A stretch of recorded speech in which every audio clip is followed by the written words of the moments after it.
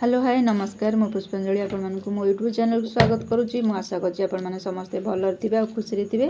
तो संग माने देखंतु आमे कमला छडौचु खाइबा पई आ समस्तंगर माने समस्तंगर तो नुह जे खट्टा खाइबा पई भल पाए से माने कमला खाइबा को पसंद करंती खाइबा पई।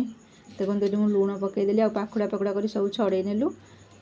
तापरे लंका गुंड टिके पकई नेलु। गुंड लंका गुंड आ लूण पकई खाइले आहरी बढ़िया लगे। कंचा लंका दली खाइले भल लगे किंतु कंचा लंका टी अधिक राग लगे खाई हुएनी पाटी की पाटी पोड़े कषिक जोरे। तो सुखिला लंकाटा आ सुखिला लंका लूण एमती फेंटी दे खाइले आहरी टेस्ट लगे।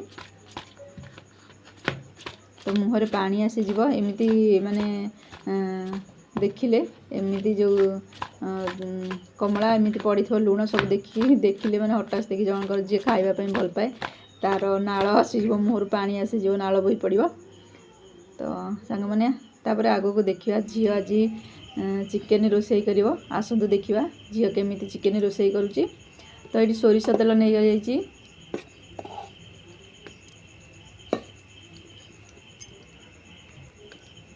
5 ग्राम चिकेन आलू काटी केटी रखाई सब रेडी कर रखाई पियाज आ तेल भी गरम हो गलानी।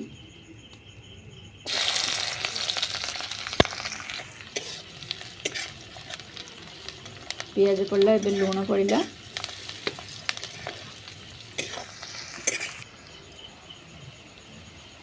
एबे देखंतु पियाज लाल लाल हे आसिलानी। तापर लंका गुंड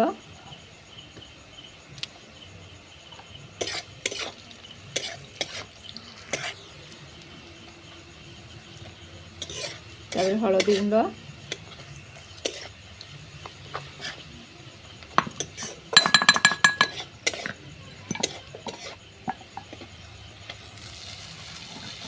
अदा रसुण आ जो छेचिकी आज मुझे छेचिकी मसला छेची देती मसला को अदा रसुण को छेची देती छेचा मसला आज दिखाई बटा है ग्राइंडिंग कराई। तो देखो ये मसला कषी हो गलानी।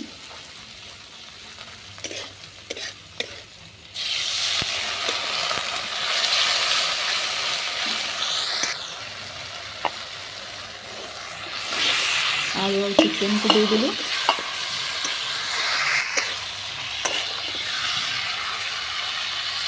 गरम मसला देदेली गरम मसला तो कषिला बेले देली आज टेस्ट भल बासी तरकार बास्ना टेस्ट भल माने भल भाव मसला सहित आलू आलू मसला मांस सब कषि जाए भल से तेणुक भल बास्ना आसे।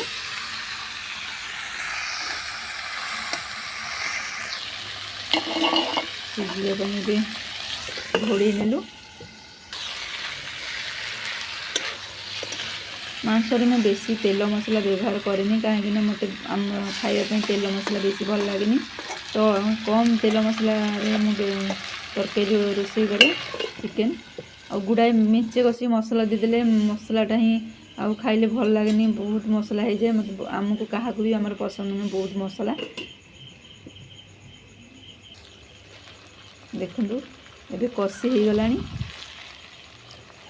पानी दे दूची।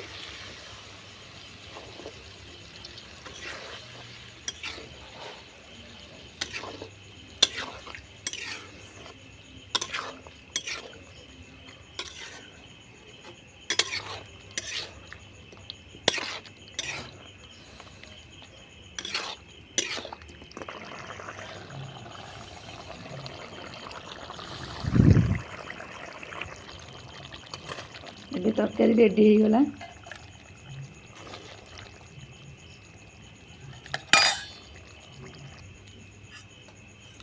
देखंतु